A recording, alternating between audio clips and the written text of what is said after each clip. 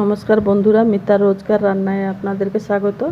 আজকে আমি ব্রেকফাস্টে একটা ব্রেড মশলা রেসিপি নিয়ে এসেছি।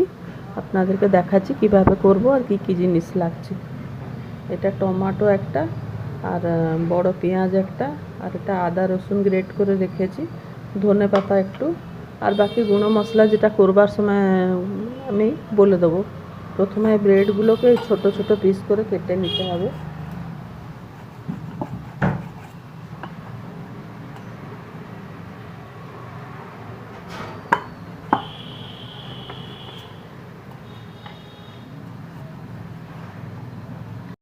এতটা খানিক বটর আমরা দেবো কড়াইতে, আবার তেল দিয়ে এটাকে করব। এগুলো কেটে নিয়েছি, এবারে প্রথমে বটরটা দিয়ে দিলাম,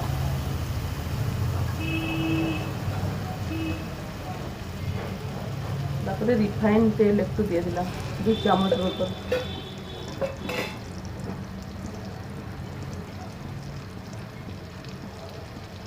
এটা একটু মিশে গেলে পাউরুটিগুলোকে দিয়ে দেবো।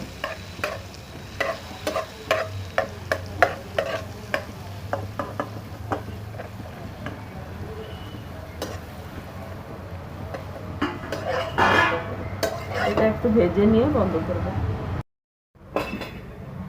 পাউরুটিটা ভাজা হয়ে গেছে,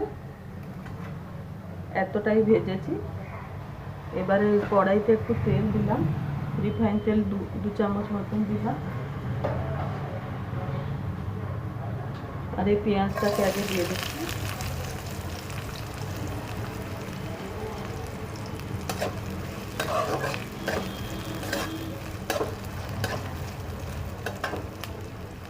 পেঁয়াজটা দিয়ে দিলাম, আর এই আদা রসুনের গ্রেটার যেটা গ্রেট করেছিলাম ওটা দিলাম।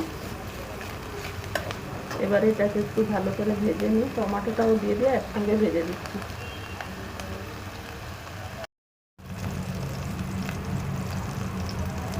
এতে সাইড করে দিয়ে এখানে 1/2 চামচ মতন গোটা জিরেও দিলাম।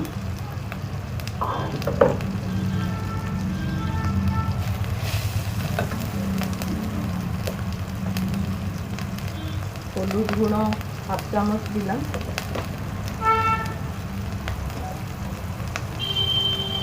কাশ্মীরি লঙ্কা গুঁড়ো দিলাম। এবারে এটাকে একটু ভালো করে আর একটু মিশিয়ে ভাজবো, নুন দিয়ে দেবো।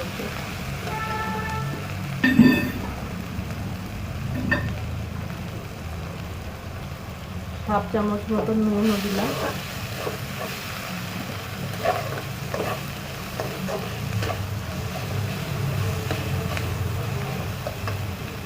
তারপরে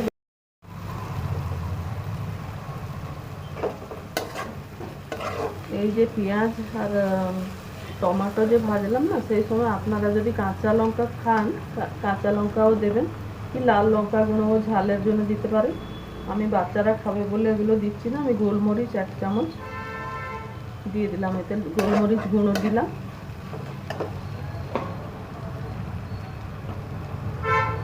আর টমেটো কেচাপ দিচ্ছি।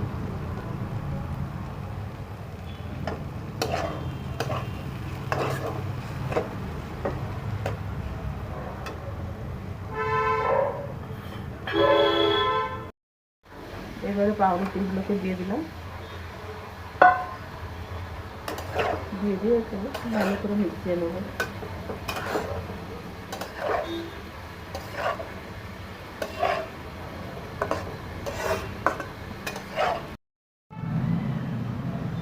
আমার ব্রেড মশলাটা হয়ে গেছে। একবার আপনারাও এইভাবে করে বাচ্চাদেরকে খেতে দেবেন, নিজেরাও খাবেন, খুব ভালো টেস্ট লাগবে, আর খুব কম সময়ের ভেতরে এই জলখাবারটা হয়ে যেতে পারবে। একবার খেয়ে দেখবেন, ভালো লাগলে আমার চ্যানেলটাকে লাইক শেয়ার সাবস্ক্রাইব করবেন। ধন্যবাদ।